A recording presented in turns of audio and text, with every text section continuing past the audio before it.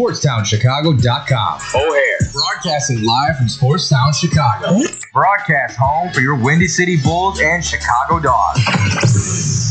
We're in a league of our own. Now, here's your SportstownChicago.com update. The Detroit Lions defensive lineman Josh Pascal is featured in a 34-minute documentary produced by the NFL Crucial Catch Initiative. It covers the 2018 melanoma diagnosis, treatment journey, and eventual NFL ascent, raising awareness about early cancer detection and health disparities. Pat McAfee calls out his network amid streaming blackout. On his show, Pat McAfee criticized his own network, ESPN/Disney Channel, and YouTube TV. He and guest former NFL star J.J. Watt expressed frustration that millions of fans can't access major games like Monday Night Football due to the dispute. Broadcast shakeup inside the NBA moved to ESPN, the iconic studio show inside the NBA, transitioning from TNT to ESPN under a licensing deal with Warner Bros. Discovery. Longtime contributors like Kenny Smith, Charles Barkley, and Shaquille O'Neal remain on board, while Kenny Smith takes on expanded roles across ESPN programming. And this has been your up-to-the-minute update. Alrighty, guys. Welcome back to the fifth quarter here on SportsTownChicago.com. My name is Adam Slim Schneidy Schneider. I'm here with Frank. I am Frankie Mariner. I don't know what my name is now. Honestly, I have no clue what my name is. No, Frankie Chicken Placenta Oliveira. That's why. There we go. You got it, bro. Yeah, that's what I got. So we got a lot to talk about today. We're going to first start off talking about the Bears-Bengals game. Yeah. That gave me a heart attack, At bro. least 10 strokes at the end of that game. At least. 15 points in 49 seconds for Cincy. I mean, the Bears somehow get past it. You know, 10 years ago, the past 5 years, they would lose this game. They would figure out to lose this game. Oh, yeah. No, absolutely. Figure out a way to lose this game. Now with Ben Johnson with the headset, hopefully there's a tide shifting in the waters. But the Bears picked up a win. Knock on the wood for that one. Yeah. Oh, it was a massive win. And also the other thing is about that is, Colston Loveland. Yeah. Shout out to Colston Loveland. He really had a game. And I mean, the Bengals couldn't tackle him. They should have. One off NFC Offensive Player of the Week. He did. Especially, yeah. All right. And it's like that last touchdown. I mean, man, I thought he was going to get tackled at like the 5-yard line. Man, it's kind of a slow runner. But you know what? He made it. Got his second touchdown of the game for fantasy owners who have him starting. 30 points, basically. Yeah.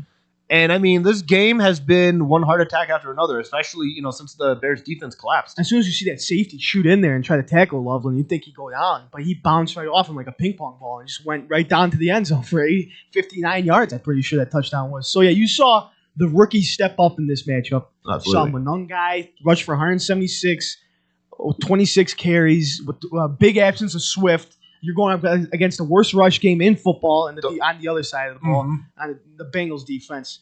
So, I mean, either way, people say, I hate these Bears fans that say just, they should do this.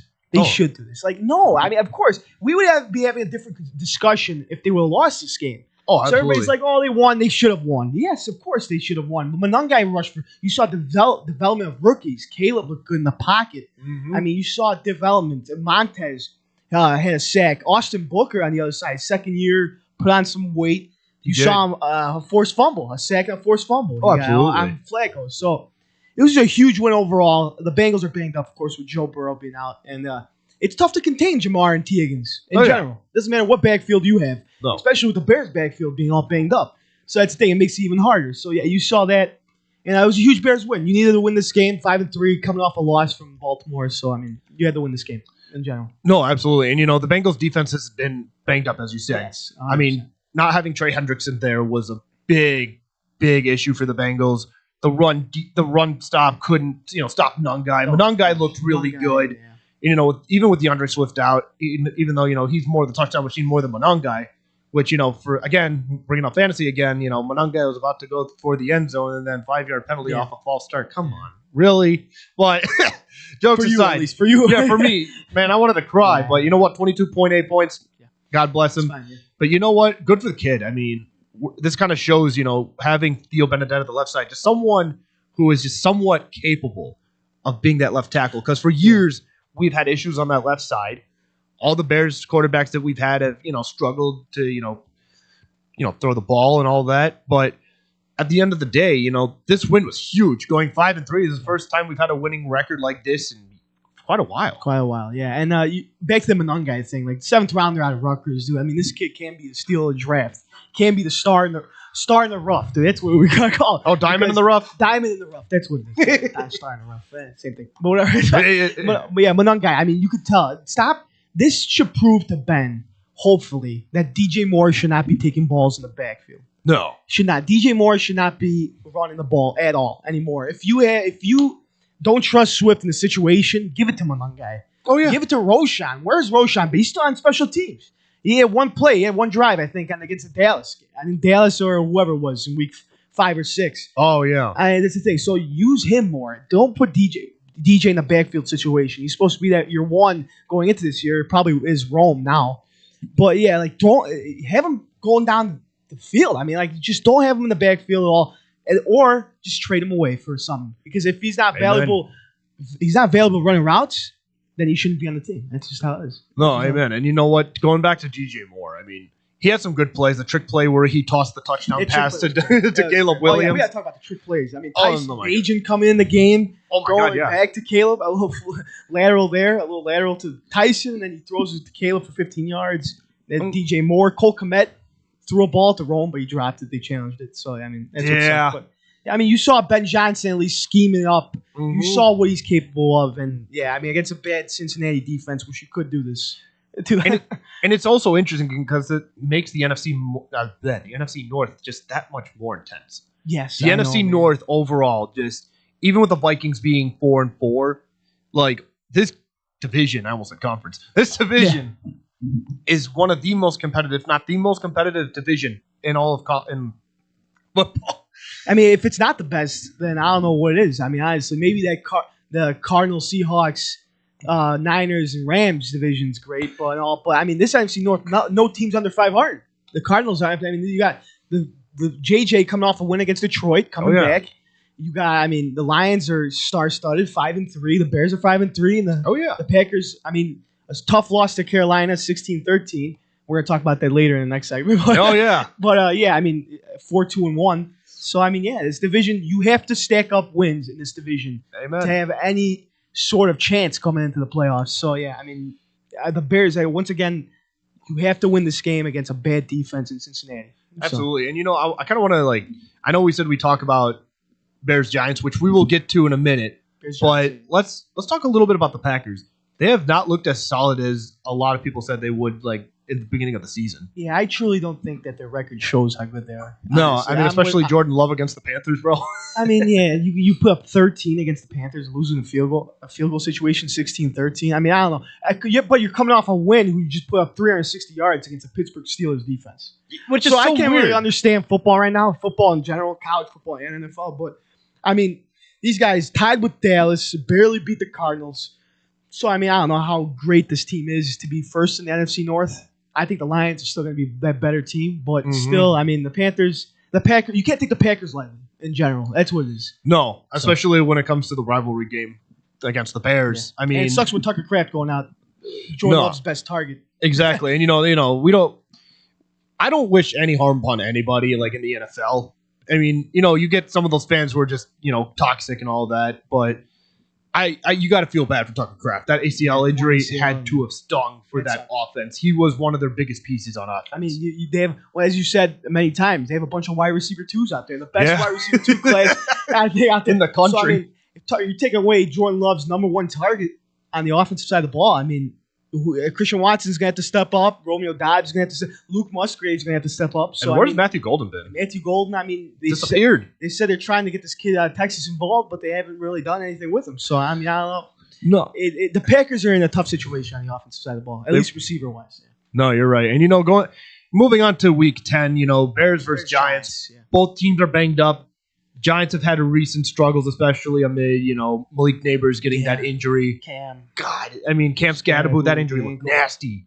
But overall, they got a bright future. They also got Jackson Dart, who, yes, even if we may win this game, we still got to be careful. Our secondary is not good. Kyler Gordon went on IR.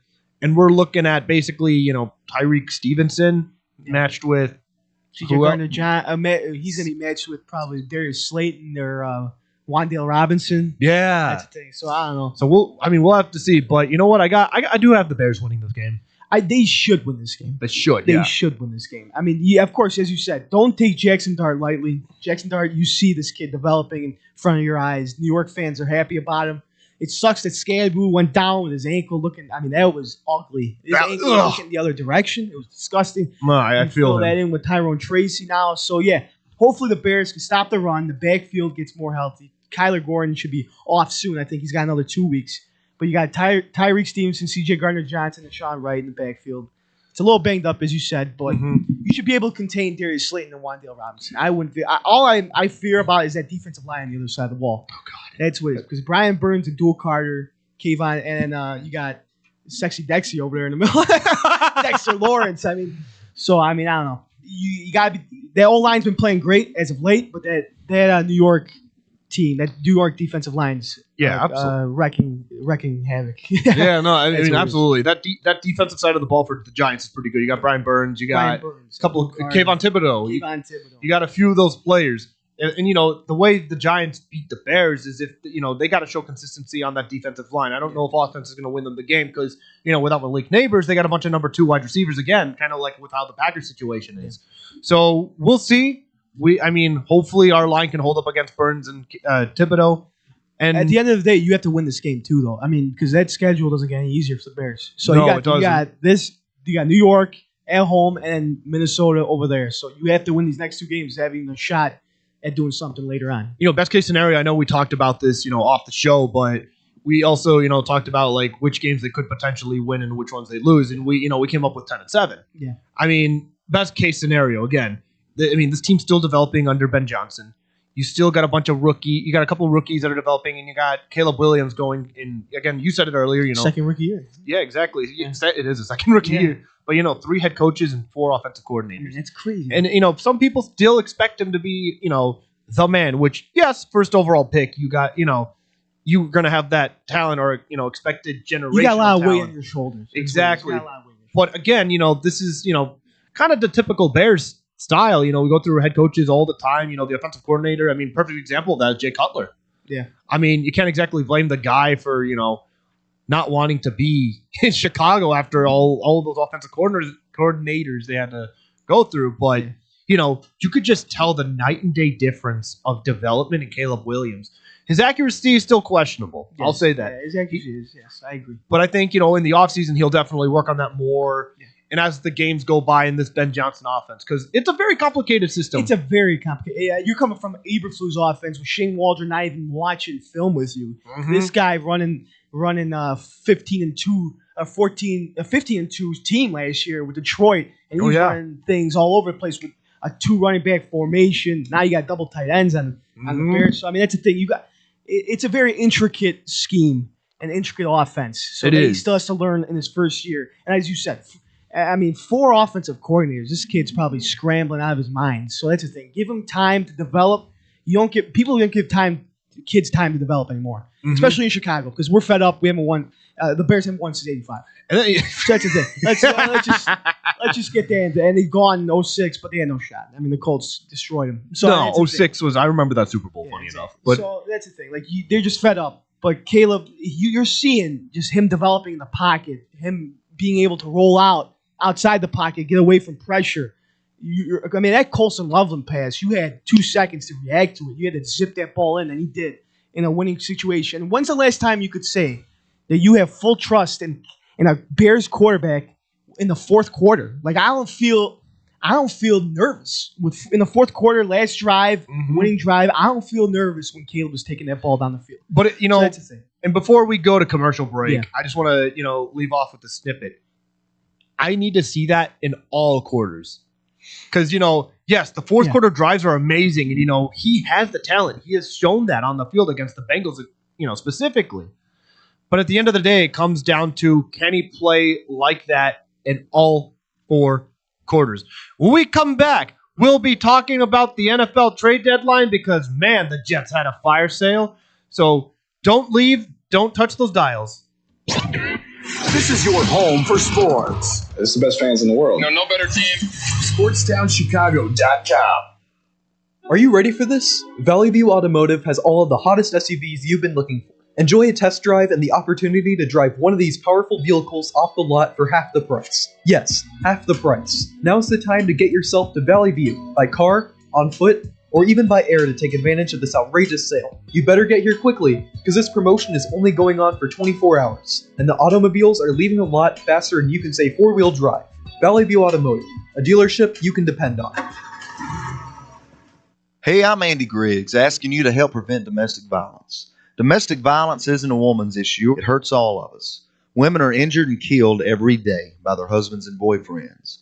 So it's time for men to take action right now to teach boys that violence against women is wrong, to help prevent abuse before it starts. Call the Family Violence Prevention Fund at 1-800-END-ABUSE to get a free Take Action kit containing tips on what to say to boys. That's 1-800-END-ABUSE. Teach early. Indeed is the #1 job search user with over 250 million monthly users. Indeed's priority is to help everyone in the job searching process to find a job by uploading 10 new job opportunities every 10 seconds worldwide. With Indeed, you have free access to job searches, resume uploads, and company researches. There are over 10,000 employees at Indeed that pursue to help people find the job they are looking for. They connect with millions of people to new opportunities. Go to Indeed.com and sign up for free and create a resume and let Indeed do the rest to help you on your job search. Hey, I'm Jesus Mauricio. Be sure to tune in every Friday to listen to Zeus Off the Bat, a baseball talk show from 1 to 2 p.m. where I'll be discussing and updating you on all things about baseball. News, predictions, reactions, and more about the Cubs, Sox, and everything across the league. Happens every Friday at 1 p.m. right here on SportsTownChicago.com. Don't forget to follow and share our Twitter and Instagram with your friends at Zeus Off the Bat. Zeus Off the Bat.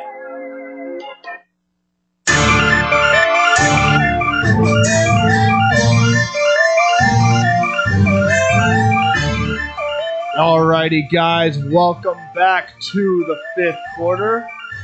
And we are going to be talking about the trade deadline here because, man, talk about the Jets having that fire sale. The Jets just letting go of everybody. No kidding. I mean, I looked at that whole thing, and I'm just thinking to myself, like, the Jets just got 3 first-round picks all together. They got a second-round pick, and they got Mozzie Smith from Dallas. But, you know, the biggest trade I'd have to say of the day, Sauce Gardner going to the Colts. Yeah, nobody expected Sauce going. I mean, we knew the Colts needed help in the backfield, of course. You saw that Steelers game.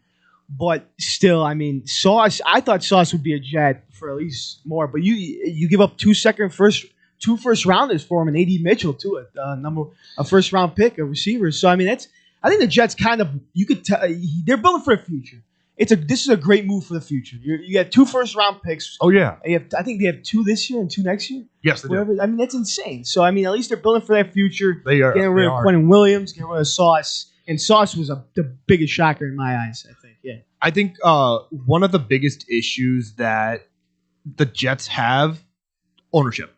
Yeah, Woody Johnson. Oh my God, Woody Johnson. I'm not gonna lie. If you're gonna make a trade for someone based off of their Madden value, because Jerry Jeudy went to the Browns and he had a good year. That same time he got traded, he had a great year the rest of that year. Yeah, that Browns year at the end of last year. Yeah. I mean, now he's kind of invisible, but it's Cleveland, so I will say that it's not all Aaron Glenn's fault. I mean, he was put into a really bad position. Aaron Glenn is no fault at all in this. So you bring this guy in this year with just nothing to work with. Nobody. I mean, you had nobody to work with. Justin Fields.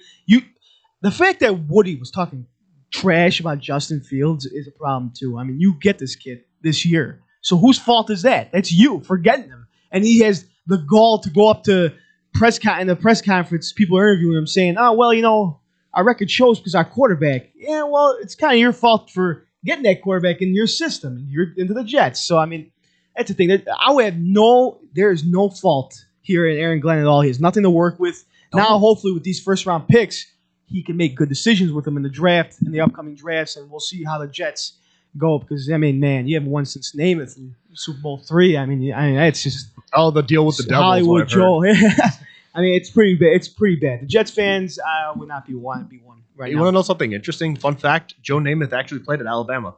Yeah, he did. Yeah. Yeah, he did. He won the championship with Bear Bryant. Yeah. Legendary duo right Bear there. Bryant. Shout out to Crimson Tide fans. Yeah. But I'm surprised they didn't get rid of Brees Hall too. The Jets. oh, dude, I feel so bad for him. Like who he wasn't a Charger or something. That would be a perfect system. Oh, I think so too. Brees Hall. Yeah, Martin Hampton going out. There were reports. Oh, sorry. There were reports that showed that the Chiefs were very close to trading for him. Chiefs too. They had a 4th round pick, but the Jets were firm on the 3rd round and said nope. With Pacheco being banged up, you think they go? I mean, Brees would be on the market, but I guess now you trade away both your defensive stars in Quentin Williams. I don't know how much Quentin Williams is going to help the Dallas Cowboys defense. I mean, their run is going to be plugged up. I guess well. the run will, but the pass game. I mean, and then they added on Logan Wilson from Cincinnati. The Cowboys defense. I don't know how much those two guys are going to help out that team. That Cowboys defense is horrid and it's bad. It just, you could tell. I mean, losing Micah, Jerry Jones is a nutcase. I mean, he's too old to be the GM of the Cowboys. I mean, I don't know. He should retire. He's done. I'm done with Jerry. Poo-poo garbage. I mean, there you go. I like that. Poo-poo garbage. That's a perfect way to put it. I'm sorry. I mean, look, Jerry Jones is a little out of his mind, but at the same time, I mean, yeah, you're getting picks back, but as everyone knows, the draft is a hit or a miss. Yeah. Especially, those first rounders have a lot on their shoulders that they got to carry, the weight on their shoulders. I mean, speaking of the draft a little bit, the Jets had that fire sale. We just talked. Sauce Gardner went to the Colts and Quinnen Williams went to the Cowboys. With those picks, who do you think the Jets picked first? If they were, I mean, you got to have Mendoza up there from Indiana. I mean, you got to have Mendoza up there in the quarterback spot. You got to have Arch Manning, guys. Ty Simpson. Arch. No, I'm just kidding. Not Arch. I mean, Ty Simpson's got to be up there. Dante Moore, if he's up there from Oregon. I mean, you got to get a quarterback because clearly Woody Johnson doesn't think that Fields is the guy. I don't think Aaron Glenn does either. You were debating on starting Tyrod Taylor. And then he got hurt. So if you're even debating on starting Tyrod Tayller in 2025 over Justin Fields, that's a problem already. So you're gonna have to get maybe a Ty Simpson in the draft or Fernando Mendoza. So I mean, we'll see what the Jets do. I think they won this deadline. Honestly, 100% they were winners. Getting all these picks. I mean, Quentin Williams and I think Sauce will have a big effect in Indiana. But I mean, Quentin Williams, I don't know how much of an effect it's going to have in Dallas, but I think they won this draft. I'd say 2 losers of this deadline were the Colts. I mean, I think that was kind of rich. Sauce has been playing as up to date right now, as up to par as he usually is. Yeah. So that's the thing. I don't know if 2 first rounders, but I mean, a change of scenery could help. Who knows? That's the thing. Yeah. But also, again, I would have traded a first round pick 100%, but you could do a 2nd or 3rd for next year. It was a little rich. I think the Colts got a little bamboozled out of that. They're probably desperate. I mean, it shows kind of desperate. Like we have nobody in the backfield. We got to go after Sauce. Desperate times call for desperate measures. That's it. Yeah, that's it. That's exactly what the Colts would think. And the second loser is A.D. Mitchell. You're going to the Jets, bro. Yeah. Oh my God. Mitchell's going to help the Jets out with Garrett Wilson over there. So. I feel bad for you, man. I mean, you're a young talent, and I believe he will. Maybe he'll prove himself in New York. But I mean, bro, you know who I feel bad for? The only untouchable person on the Jets, Garrett Wilson. Yeah, Garrett Wilson. He's also a loser. I'd say dark horse loser, but I think him and Brees Hall. I think they're trying to build something around Garrett Wilson. I think they're trying. You think coming into this year, the Justin Fields, Garrett Wilson, Ohio State connection would form a little bit. We haven't seen nothing of that. So I mean, I don't know. I think they're losers in the sense of not getting rid of Brees Hall. No, but they're winners in the sense that they just got 3 first rounders, a 2nd rounder for the future. So they're building for the future. They're starting from ground zero. That's what. They are. And kudos to the GM for the Jets. Yeah. They're I think he finally understood. Look, we can't do this. No, they would we have done trash. We can't just have Garrett Wilson be our only target because it'll be just too much of a predictable offense. Brees Hall hasn't played up to par until last week. Brees Hall, yeah. Oh my God, he was it 2 touchdowns, several, 100 something yards. Yeah. I mean, he went off last week. At the end of the day, I mean, Hall's coming off of his rookie deal at the end of this season, so either way, he's gone. He's gone, yeah. So maybe you probably get something for him. I'd rather get something for him than just let him expire and go somewhere else. Too late for that. That's the thing. Too late for that now. Yeah. Well, yeah, no, I mean, also, I want to move on to what's another trade that happened? Yeah. The Bears trading with the Browns. Yeah, we had so much hype around getting Jermaine Johnson.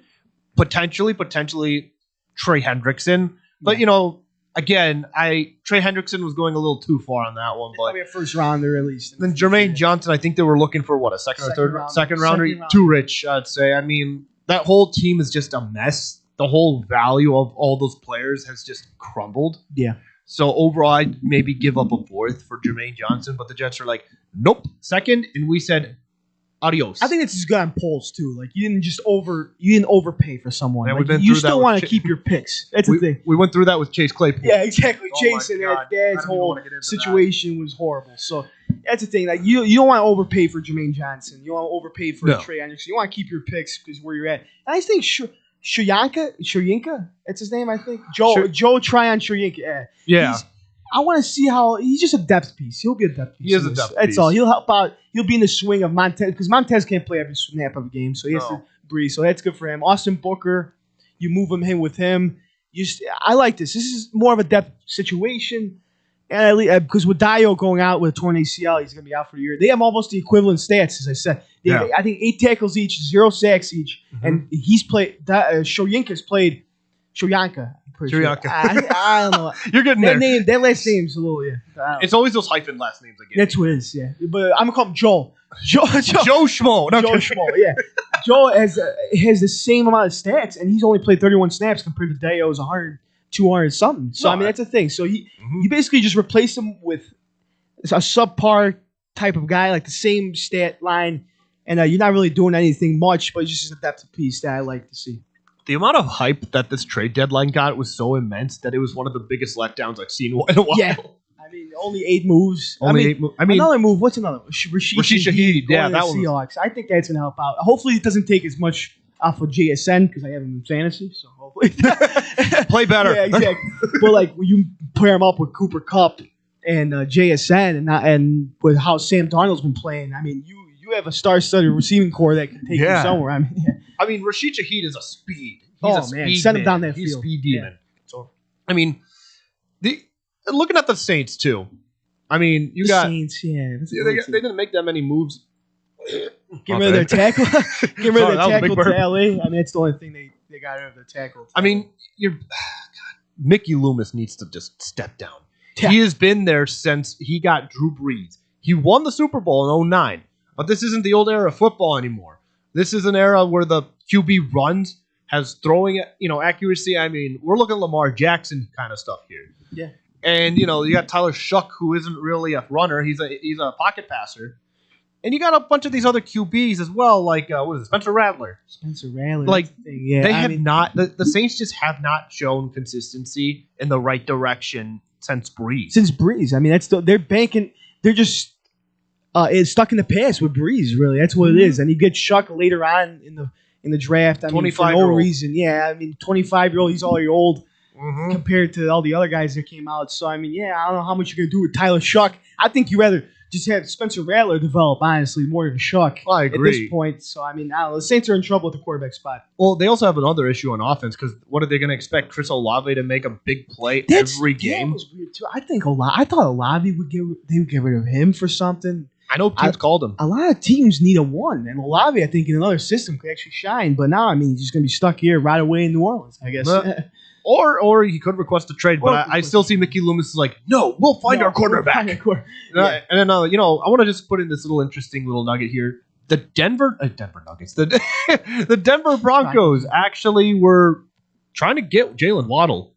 Yeah, and Miami had a stronghold on Jalen Waddle. No, they did, and they were like, oh, we want him for a first round pick. Like, no, you're not. Yeah. Like in a normal system, I would say number 2. You're a high number 2. Low 1, best. Yeah. I mean, Waddle, he'll get you the plays, but he's never exactly taken the leap, as like a Tyreek Hill per se. Yeah. Because Tyreek was always the guy for Tua. So now that he's gone, you see Jalen making the plays and all that, blah, blah, blah. Waddle can't be your one. That's what it is. Like, no. The Dolphins went after Tyreek so he could complement Jalen Waddle. He could be that 2. You know what I mean? So that's the thing. He can't be a 1. I mean, I don't know where Miami, they got rid of Phillips on the defensive side to the Eagles. That's the only move they made, so I'm surprised. I mean, without the GM now, Mike McDaniels, I don't know how long he has left. He is going to finish the season. I think he's fired in the offseason. I think the offseason they're going to let him go. And Miami's in a tough situation as well. I mean, it's bad. And before we head to the update, I'll say this: the Eagles made some small moves. I think that upgrade their. That's depth moves. They made some good depth moves on the defensive side of the ball. So I'm excited. We'll see how the Eagles go. I think they're still the number one team in football right now. Just looking 100%. for a back-to-back. Yeah, 100%. Yeah. Here's your SportsSoundChicago.com The Washington Commanders have lost their America's Game of the Week slot for this coming Sunday, reflecting the struggles and roster changes. Chicago Bears rookie quarterback Caleb Williams made history and became the first NFL player to record at least 275 passing yards, 50-plus rushing yards, and 20-plus receiving yards in a single game. In college football, the SMU Mustangs upset Miami Hurricanes 26-20 in overtime, damaging Miami's playoff hopes. Trade in the NFL is that the Indianapolis Colts are reportedly sending a first-round pick and 2 first-round draft picks for 2026 and 2027 to the New York Jets in exchange for cornerback Sauce Gardner. And this has been your bottom of the hour update. Don't go anywhere, guys.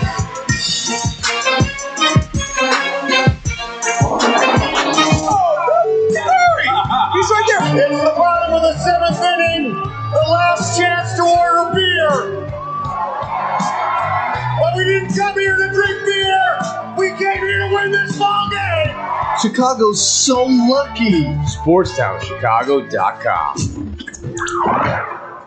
1, 2, 3 into the 4. Pizza at your house and you can get it at the store. Uh-oh, here we go. Chicagoland area. Little Caesars is heating up for the summer. Try our new Crazy Puffs. $3.99. Walk-in or delivery. 7 days a week. 4 p.m. to 8 p.m. filled with cheesy mozzarella, pepperoni, pizza sauce, buttery, garlic flavored drizzle, Italian herb and Parmesan seasoning, deep dish Detroit style pizza, $7.99, super cheesy bread, $5.99, hot and ready combo, $12.99, and for your daily deals, go to LitCaesars.com. Oh, Little Caesars, with our crazy puffs and cheesy dreams, you light up my soul with your pepperoni schemes. With every slice we share, with every moment we dare in this piece of love affair, so you didn't hear that just here. You don't want to miss out on these delicious deals. Visit your Chicagoland area Little Caesars today.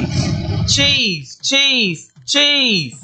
Nobody does food better than our friends south of the border. If you're looking for delicious, authentic Mexican food in Chicagoland's backyard, check out the Topos restaurant. Try their quesadillas. Burritos are my favorite, the 3-taco combo with steak and extra chipotle salsa. Muy caliente. Even have breakfast for early risers. Topos is the highest rated Mexican restaurant in Naperville on Yelp. Once you try it, you'll understand why. Visit toposnaperville.com for their menu, special offers, and online ordering on Grubhub. Pickup or delivery. Topos restaurant, open nightly until 8:30, closed on Sundays, located next to the Jewel on Aurora Avenue in Naperville. Experience fresh, homemade Mexican at the Topos restaurant. I got an affordable family-owned restaurant for you that won't cost you an arm and a lamb.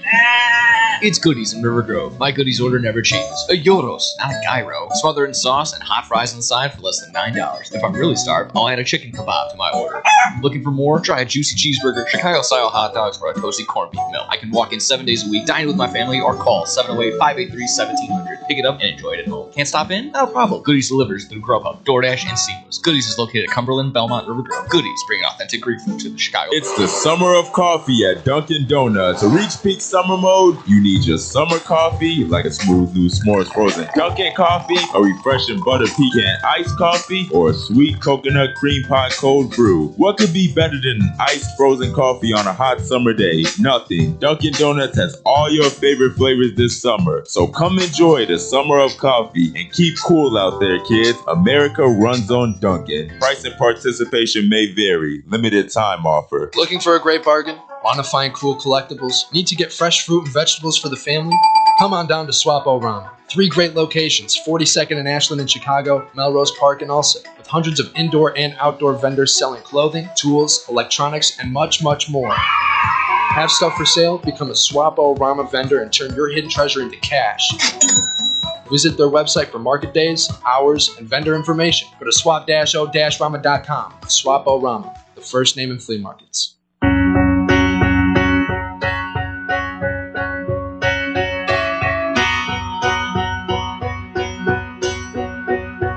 Alrighty, guys, welcome back to the 5th quarter. we're going to talk some college football here because the first college football playoff rankings just came out. Yeah. So my boy over here, Frankie, has the list, and we're going to talk about these teams. I mean, not much changed. No, yeah, that's true. It's not really like But yeah, I mean, but when they start releasing it, the playoffs are coming. I mean, anything changes within these next 4 weeks. At least, yeah. So we got Ohio State number 1, I'm guessing. Of course, Ohio State's college playoff ranking of 1, the AP 25, it's the 1-2. Mhm. Indiana, I think the top 5 are exactly the same. It's Ohio State, Indiana, Texas A&M, Alabama, and Georgia. So I mean, it makes sense. All these teams are on fire. I mean, Indiana, what Kurt has done over there. Ohio State, one of the best defenses I've ever seen in college football. And you know what? Texas A&M, I'm surprised. Up and down Texas A&M Aggies team. So yeah. That's true. And you know, with Ohio State, I really hate to say this, but it's their championship to lose. Yeah. It's looking like Ohio State and everyone else. I mean, you got Indiana, with Kurt Signetti and all that, but the thing is, you know, they lost to Notre Dame last year, which Notre Dame became the runner-ups to the championship. Yeah. But we got to see them as they are now, as opposed to just a first-year head coach. You know that. You know the what's that called? Not the Cinderella run, but what is it? The honeymoon. The honeymoon of that coaching period is over. Kurt has proven, you know, that he could win against the big dogs. I mean, Indiana has beaten Oregon and Eugene 30-20. Yeah. I mean, he's proven time and time again that Indiana is here to stay. And Kurt, I mean, every place that Kurt touches, man, he turns into gold. That's what it is. He just improves. He turns a whole franchise around. That's what he does, and he's doing this with Indiana. I mean, who had thought Fernando Mendoza would be considered the number 1 draft? As I said, yeah, the Jets. I mean, the Jets could possibly get him. So Indiana quarterback drafted at the 1. I mean, that's crazy. That's unheard of. Man. Yeah, absolutely. And you know, he has turned Mendoza again into the front runner for the Heisman, as well as, you know, Ty Simpson. You got a couple others, but I mean, the Heisman Trophy winners for this year is kind of starting to get a little bit tighter. Yeah.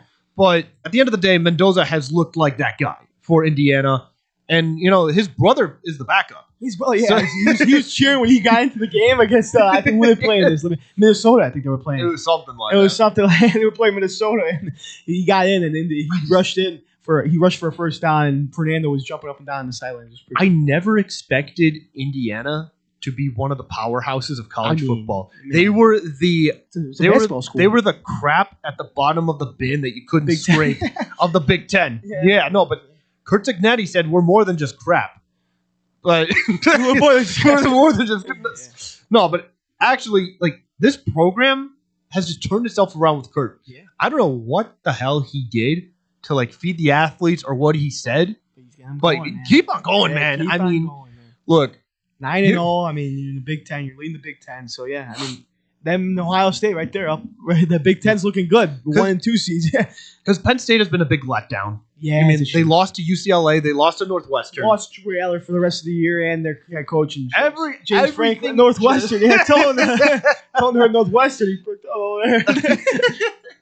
But no, I mean, overall, this Indiana team looks really good. Yeah, this team could potentially pull off a couple upsets. If you ask me, I think the playoffs are a whole different animal. Yeah. Especially, we saw it last year when it came to, you know, this new 12-team format. Oregon did not look like the number 1 team at all. Oh, yeah. Ohio State just crushed them, went through, and that was a Dylan Gabriel-led team. Yeah. I mean, I saw all of this, and I'm like, okay, yeah, these guys they need to get, you know, I mean, still top 10 by all means, but not, you know, number 1. Overall, Ohio State, again, is the favorite to go back-to-back. Indiana, they're going to play in the Big Ten championship game. I think Ohio State's going to steamroll them. Yeah. You know, this is going to be Kurt Signetti's first, like, come-to-Jesus moment. Like, okay. You think so against Ohio State? Okay. Yeah, I mean, look. Yeah, think about it. Ryan Day, you got Julian Stain, you got Jeremiah Love, Cardale Tate. That team. They had 1-2 punch with Jeremiah Smith and Cardale Tate. I mean. And that defense, like you said earlier. So, I think this is going to be a wake-up moment for Kurt Signetti to make some massive adjustments for the next week when the playoffs come around. You know, and moving on to Texas A&M. Texas A&M, I got so many questions about them. I mean, they're just an on and off team. They're really on and off. They are on and off. Yeah, that's what it is. Kind of reminds me of the 06 Bears. Is Rex Grossman going to have a good day or a bad day? Bad day, yeah, exactly. Yeah. But, you know, it can't just be all defense for that team. Offense is good, too, but, I mean, overall, Texas A&M, I think they're going to need to make some solid improvements in their game. Mike Elko, he's a good coach, but overall, I have not seen playoff action from them. No. Since the CFP has started. Ever since they left, the BCS stuff which had its own problems. But overall, I'd say Texas A&M, they're going to struggle. I think in the playoffs. I think they're going to be an upset just because again, we haven't seen them. Double D wasn't a big believer in Texas A&M either. So Double D? Yeah, he was like, Texas A&M. No, I'm not either. Yeah, I think he had them losing to, I don't know who they were playing. I think it was Illinois or something. I don't know what it was. If Brian Kelly's listening to this, the Penn State job's open. Just be careful, man. Double D will be after you if you do bad. Hey, it looks like all the coaches are getting locked up, though. Man, Rule getting locked up in Nebraska. So, I mean, as soon as that Penn State job opened, Kurt said, now you guys contract. May Rule now. Good for Indiana, though. They're trying to lock in everybody. Yeah, good for Indiana. Good for Indiana. Kurt said you'll stay there for the rest of the time. How about your Bama boys? Let's go with Bama. All right, Bama. Ty Simpson, DeBoer, baby. Yeah, no, Ty Simpson. Spot, yeah. I didn't expect him to do this well with second-year head coach Kalen DeBoer's system. Simpson has looked rock solid. He's made his mistakes. No quarterback's perfect. Yeah, but at the end of the day, you beat Georgia, you beat Vanderbilt, you beat 4 ranked teams in a row. Yeah. And that's not, that wasn't just by luck. Yeah, Vandy's a serious team in the SEC. Yeah, I never thought I'd hear that. Yeah, exactly. No, because when I first went to Alabama, I graduated in 2025 of August. So, recent alumni. Shout out to everybody that I know down there. But back to the point, I think Ty Simpson will. I personally think not just out of Bama bias. This is out of just overall college fan. He might win the Heisman. I mean, he's a front runner for that. He's gotta be. It's him. It's between him. Fernando Mendoza's gotta be up there. Yeah. I mean, Dante Moore probably, right? I mean, all those guys gotta be up there for the Heisman. The Heisman should just be all the quarterback trophy. I mean, Travis Hunter. We saw Travis Hunter win. Hey, Desmond Howard won it in the 90s. And he won it with the Packers in 96. It's like the MVP trophy in the NFL. I mean, it's pretty much, yeah. Quarterbacks always are in the race. So, I mean, Ty Simpson, you got to take him seriously now, man. He's the front runner for the Heisman Trophy, and Bama looks good. And if Bama shows more promise down the road, because they got a couple more difficult games. We got LSU this week. I think we're going to beat LSU. We got Oklahoma, John Mateer's hand injury. Yeah. We'll see how that works out. And then the Iron Bowl, which is Auburn versus Bama. That one's always close. Yeah, doesn't matter. You can't take Auburn. You can't take Auburn lightly at all. No, Auburn's a serious team. I mean, look, down what they got in Auburn, they're cow farmers down there. Cow farmers? Yeah. It's in the middle of nowhere, but you know what? They put up a solid game. I got to give them that. As someone who is a Bama fan, they gave us a good game. Yeah. I mean, 4th and 31, Jalen Milroe threw it, somehow got it, game over, 27-24. Yeah, it's crazy. I mean, overall, Bama, for their chances to win the college football playoffs and the national championship overall, Ryan Williams has to show more consistency. He needs to be the guy that he was when we had him against Tennessee, get those catches. The defense needs to get more solid. They got to, click in, lock in, and they did against Tennessee. That Xavier Brown, the Xavier Brown touchdown or interception for a pick 6. I mean, we got to lock in pretty hard. I mean, these next few weeks, it's not going to be easy. It's big, yeah. Oklahoma's going to try to make a run.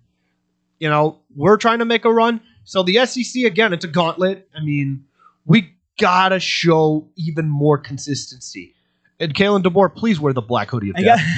You got to focus on LSU, as you said, this week. I mean, LSU is going to be big. Of course, you're losing Brian Kelly as of recent. So, I mean, these guys have to be distraught if their head coach is gone. So, I mean, you got to take advantage of LSU while they're weak right now. And this is going to be a huge SEC matchup. And Bama, too. So, I mean, look, I'm looking forward to it. I'm going to be watching this game very heavily. Yeah. And this is going to be one where I might even have a heart attack of my own. You might see me in the hospital. Who knows? Oh, yeah, there you go. Yeah. But no, I mean, again, SEC games, it doesn't matter if a team's unranked or ranked. You might have a surprise. The SEC is so unpredictable. I mean, it's one of the best. It is the best conference in college football. So, I know a lot of Big Ten fans, and sorry, Big Ten fans, but everyone's like, "Oh, we're so back." You only got Ohio State and Indiana. I mean, and I never even thought I'd hear Indiana come out of my mouth. That's it. And maybe Oregon, maybe Oregon. SEC's got. I mean, you talking about Georgia, Ole Miss, Alabama. Georgia's an funny that interesting Nick Saban, half of these guys, the leaders of the teams, Lane Kiffin and George Kurt, Saban tree. Saban tree. So yeah, exactly. And Kurt too, if you count that player in the Big Ten. So yeah, exactly. SEC, the best conference in college football. 100%. All right. Don't go anywhere. We'll be talking more college football when we come back. I sound a little cocky, but I think we're legends in Chicago. We really are. SportsTownChicago.com. We're all looking to save $1 these days, right? Well, Pino's Old Man is the perfect spot for pizza lovers with the $10 and under menu that'll make your taste buds and your wallet happy.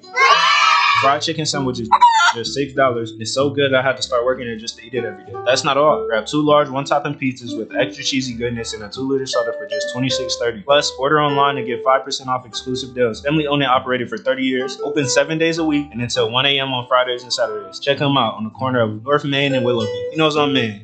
Oh my God, I need some Pookie's crack cake. Pookie's crack cakes. Yeah, girl. You ain't never heard about the best crack cakes in Chicago? They're right there in the Bronzeville area, right at 105 East 47th Street. They're moist, delicious, premium homemade cakes made fresh daily. One bite and you're addicted. They got the caramel cake, butter pecan praline, and red velvet. Ooh, and don't forget the strawberry lemonade and a chocolate Oreo dream. They're open Wednesday through Saturdays, 11 to 6 p.m. Sundays, 11 a.m. to 4 p.m. And they're closed Mondays and Tuesdays. Early arrival is highly recommended. First come, first serve. They give out tickets at 10 a.m. Just mention you heard it right here on Real Girl Talk Radio, and you'll get a free butter cookie with your purchase. Make sure you follow them on Instagram and Facebook at Pookie's Crack Cakes. Girl, where you going? I gotta go get my crack cake. Let's go. Looking for a great bargain? Want to find cool collectibles? Need to get fresh fruit and vegetables for the family? Come on down to Swap-A-Rama. 3 great locations, 42nd and Ashland in Chicago, Melrose Park, and Alpha, with hundreds of indoor and outdoor vendors selling clothing, tools, electronics, and much, much more. Have stuff for sale? Become a Swap-A-Rama vendor and turn your hidden treasure into cash. Visit their website for market days, hours, and vendor information. Go to swap-o-rama.com. Swap-A-Rama, the first name in flea markets. There's only one place to watch your favorite sports team and have mouth-watering pizza. Come on down to Moretti's Pizzeria, where you can get a pizza for half the price every Tuesday. Try out our delicious varieties of pizza, sandwiches, and much more. I don't know about you, but a gooey mac and cheese pizza with a size of cheesy mozzarella sticks and watching sports sounds like paradise to me. Stop by at one of our 12 locations near you. We're open 7 days a week, anywhere from 10:30 a.m. to midnight. Visit our website, Moretti'sRestaurants.com, for delivery, catering, and even private parties. Moretti's, we bring the fun. Get money for that old car sitting in your driveway today. No more insurance payments. No more playing taxi for your friends and your family. More room in your garage with Winning Auto Record. Winning Auto Record comes directly to you and takes that problem car away and off your hands. Call anytime, day or night at 888-555-0910. Or go to winningautorex.com and we will take that junk off your hands in no time. You win, we win with Winning Auto Wreckers.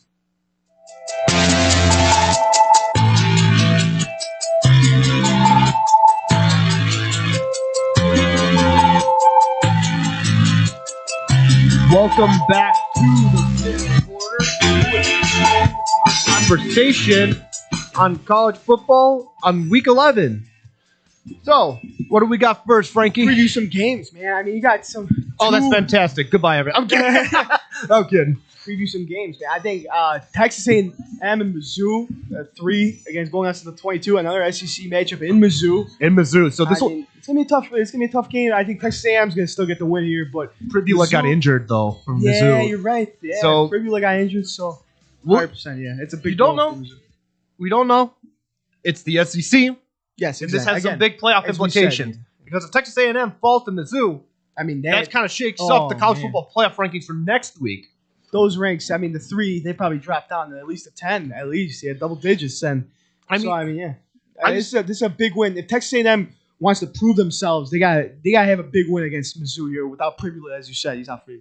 So we got Ohio State and Purdue. I'm only gonna mention a little cupcake game. We gotta have a couple cupcake games, but Ohio State is number 1 in the nation. Julian Sand is looking like himself right now. Julian Sand's coming into that Ohio State offense looking good with Jeremiah His Smith. stats every week look fantastic. My gosh, yeah. So I think Ohio State should steamroll over Purdue any day, anytime. I swear to God, if Purdue wins, I don't know college football anymore. Yeah, I'm done. I would honestly just be like, and that's a wrap for college football. No way. An interesting one, I think, Georgia, Mississippi State. And I only say that because it's in Mississippi State. The SEC, we talked about in the last segment. You don't know what's going to happen. Yeah, Mississippi State. I mean, they're like that dark the underdog. They'll Like, make a bowl game. They'll make a bowl game, but they're not going to do much than that. Like, that's the thing. But they'll give you a fight. That's what it is. They'll give you a fight. And for those who don't follow college football, the eligibility for bowl games is 6-6. Yeah. 6 wins, 6 losses. So then, if you have a 5-7, you're not bowl eligible. 6-6, you're barely bowl eligible, but you're still eligible. Yeah. So I think Mississippi State will make a bowl, or at least be eligible for one. And then I think Georgia's going to steamroll in Mississippi too. I mean, yeah. Mhm. So, yeah. You know what? Let's do a fun one. Let's do Maryland and Rutgers. Oh man, Maryland and Rutgers. Both teams who've had up and down seasons. I mean, fun fact: Talia Tagovailoa played there, which is Tua's younger brother, who he played well in the bowl game. I think the Mayo Bowl they played in. But I got Maryland for this one. Yeah, I mean, two gritty teams, as you said. Yeah, I think Maryland's going to win this one 100%. I think Maryland's more qualified and more able. I don't think Rutgers hasn't really done much this year also. Yeah. Okay, shout out to our other... Bless you. Shout out to our other co-host, J9 Joshua Williams. Yeah. He will be here next Thursday, but he is as you guys know, he is a huge New York sports fan. Yeah, we got to recap Giants Bears. Giants Bears, but we'll do that next week. We did not get to that, but we'll have a lot more fun with him on board. Syracuse and Miami. That's why I bring that up. Because here's the thing. Yeah. Miami has fallen. They lost to Louisville and they lost to SMU. You lose at Louisville and SMU. I mean, Carson Beck, that Louisville game, 4 picks, no tutties. It was 5, but one of them was taken back. I'm talking about a guy that was in the hunt for Heisman Trophy winner, and you perform like that, going back to his old Georgia self. I mean, that's the thing. Dude, Carson Beck, he did not look good at all. So, I mean, it's going to be a tough. Who are they playing this week? They're playing Syracuse. And Josh over here. Big Syracuse guy. Yeah. Josh is a huge In Syracuse Miami, fan too. We'll Carson see. Beck. We'll see. I mean, honestly, I think you tossed this one up after Miami. I mean, I thought this team was one of the most complete teams in college football, and after these last 2 losses, anything's up for grabs. I don't know, for Miami. I mean, the ACC has looked very interesting this year, all things considered, but Miami losing to SMU to Iowa did not have them on bingo board. SMU. Oh my god, yeah. You should not. You cannot lose that game. No, SMU, yeah. Absolutely not. How about Oregon and Iowa? Oregon, Iowa, yeah. The only in other Iowa, double ranked teams in Iowa, too. Iowa City. The thing about Iowa is that they always have a good defense. They have a crappy offense every year. Yeah. And Oregon, obviously, Dante Moore. The defense looks solid. The offense looks all right. Gotta go Oregon here. Gotta go Oregon. Yeah. I know I've picked a couple of obvious picks here, but for this is a ranked game. Yeah. And Iowa, a key for them to win, defense. You guys be able to stop Dante Moore. Stop Dante Moore, stop the run. I mean, just stop everything. Because for some reason, that offense is not good. Yeah, the offense, the Iowa offense. Oh, my God. That crap, poo-poo garbage, everything in the alphabet. But Bronowski has not, I mean, he hasn't even surpassed 1,000 yards yet. Wow. And they're in week 10. I mean, what's going on? Iowa quarterback over there. Yeah, it's not looking good at all. Yeah. Not, oh, my God, no. You know what? Nebraska and UCLA. Oh, yeah, for Tyler Butterball beat a ball on Blow the Whistle. Yeah. Shout out to him. We're going to do the Nebraska UCLA game for him here. Nebraska. But I mean, UCLA is rejuvenated with their new OC, but I mean, I don't know. I think Nebraska's going to win this game. I mean, without Dylan Raiola now. Oh yeah, that's the thing. You out for the season. But I think Nebraska should win this game. The Cornhuskers going to win this game. They should. They should. That's the key word. They should. How about it's another game we should talk about. USC Northwestern. That's another game. Shout out to Tone right over here, the audience over here, man. Northwestern, they are 1 game away from being bowl eligible. So this is going to be a tough one for them. They're typically not a good team. I mean, you're seeing Stone step up over there in Northwestern. He has. But I think Jordan Mayavis, I mean, he is he's a dog. He is a at dog. USC. So I mean, I think This will be an interesting game in USC too. at USC, so it'll be difficult for sure. So Yeah, I think they win against the Wildcats 100%. Mhm. I'll take USC over. I'm just going with the higher ranked teams. I don't know. College football right now is wild, And yeah, with I wouldn't be surprised if the I'll take underdogs Northwestern win on this one. But yeah, I'll take you know what? You're gonna go Northwestern. Northwestern. I'll take But Northwestern. it's going to be extremely close. It's gonna be close. It's gonna be close too. So man. we'll I agree. see. Maybe they'll get the Music City Bowl if they win. The Music City Bowl. There you go. There we go. Tone's watching the game. Tone's watching the game, There you guys. So if he's watching, he called out the Penn State Northwestern game. He's watching. I'm watching. I'm watching too. he called it. Yeah. Double D, you still owe him dinner. Dykstra owes Tone dinner because they bet the week before that whoever won owe each other dinner. So there you go. Man, he's gonna come for us Yeah. after this on Tuesday. He's But a Philly yeah, right now. I do take Northwestern. This I think will be an upset game because again, college football has been very wacky Yeah. throughout the year. Usually, it would be pretty normal, steady pace with a few Would be upsets. surprised for any upsets. Yeah, this week. Oh my god! And then Vanderbilt against Auburn. This is going to be an interesting one because you fire Hugh Freeze. We're going to see how the interim head coach does to reassess the damage for Auburn. They got Cedric Falk coming out, who's projected to be a first round pick. See how that goes. And another thing is Vanderbilt, Diego Pavia, and Clark Lee. And I'm a big Pavia guy. I love Pavia. The way he plays, you're just a hard-nosed football player. I mean, he's just And he's built suing kid. for a 7th year. And he's suing for there we go. He wants to stay there because he's one of these kids that if they make it to the league, he probably won't ever take a snap. He's probably gonna be a backup in general. Stetson So, I mean, Bennett. that's why he wants to be. He's gonna be like a Stetson Bennett. Now he's with the Rams, of course. So.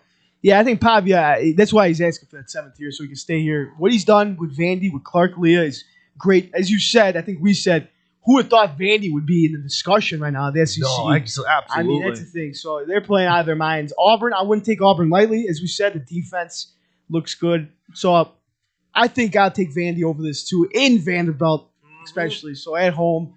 So I think the Commodores take it. This game, it's a group of 5 game. We've talked a lot of Power 5 or Power 4 football. I still think the Pac-12 still around. But we're going to head to the group of 5 because when it comes to playoff implications, we got the Tulane Green Wave versus the Memphis Tigers. There you go. 2 teams who are trying to vie for that 12th seed, which the 12th seed is the automatic bid for the best group of 5 school. So, Memphis, Tulane, both teams have had up and down season. Memphis lost to UAB. Just getting off his rank. They were ranked last year and just lost to leaving it at UAB. So it opens the window slightly for teams like USF and Tulane. Yeah. But this will be an implicator because Memphis beat USF. If Memphis beats Tulane, they're in pretty much. yeah, it's theirs to lose. Yeah. But already bowl eligible, 8-1. I mean, you're going to get a good bowl game if you're that school. Yeah. I mean, also, Tulane has had an up and down season. They got Jake Retzlaff out of the transfer portal coming from BYU. Yeah. He has played all right. He's played pretty well for Tulane. Yeah. Yes. And, for Memphis, got to get the run game going. I mean, that Lewis kid, the quarterback, B. Lewis, is the running leader too as well. So he's been doing a lot for Memphis. So, got to get that run game going. I think the pass game is great. I think Memphis wins this at home too. I think it's going to be a big win, as you said, for a Memphis-Tulane matchup. Absolutely. But, I mean, for Memphis, in order for them to keep that, stability and success, they can't lose really another game. Or else if Tulane or USF come back, and if they lose this game, that throws the group of 5 into, It's up for grabs. Yeah. Exactly. And this is the AAC we're talking about here. Yeah. So this will determine a lot. Yeah. So a great slate of college football, I think. Overall, we're going to have a great slate of college football. Overall, yeah. And then Indiana, they're going to beat Penn State. That's I want to make mention of one more game. This is a top 10 ranked game. BYU versus Texas Tech. Yeah. This is going to be a good one, I think. It's going to be a great game. Texas Tech's defense has been 8, insane, unstoppable. I mean, they dropped the ball in a couple games, but BYU's looked pretty damn good. Texas Tech's defense. So we'll see. This will be a Big 12 matchup. A big Big 12 matchup. Also, a big 12 matchup. Yeah. Double fun. Yeah. But this will have a lot of Big 12 championship implications as well to see who makes it to the playoffs. Yeah. I got Texas Tech. I got because of their Texas Tech at defense. home too. That defense is stacked, and BYU. I mean, as much as how Beckmeyer has played at BYU, I mean they have something going at BYU. I still think Texas Tech at home is a big Big 12 matchup. You're going to see what Texas Tech is all about in this game. That defense is relentless Absolutely. too. And I want to make a little nugget before we head off here. Yeah. 13 head coaching vacancies. Wow, and 4 in the SEC. 4 in the SEC. Yeah. So this overall will be an interesting offseason for all of college football. A lot of playoff implications for the Power 4 and the Group of 5. Still not all officially locked in except Ohio State. Ohio State's going to make it. Indiana probably will. But other than that, it's up for grabs. It's up for grabs. We will see in the next few weeks who will make bowl games, who will make the playoffs, where they're seated. God damn it. Please be a bye game. Please be number 4 at least. Do it. I love you guys. Anyways, this has been the 5th quarter. I'm Adam Slim Schneider. I'm Frankie Chicken Placenta Oliveira. You can hit us up on our Instagram at the 5th quarter _ 2025. 2025. There you go. And you got J9 Joshua Williams, who could not make it today because he is shooting a short film. Don't want to miss next week's episode. We're going to be talking a lot of Bears Giants. A lot of Bears Giants, and hopefully making fun of him a little bit. Yeah. Have fun. Have a great weekend. And don't miss us next week. Adios.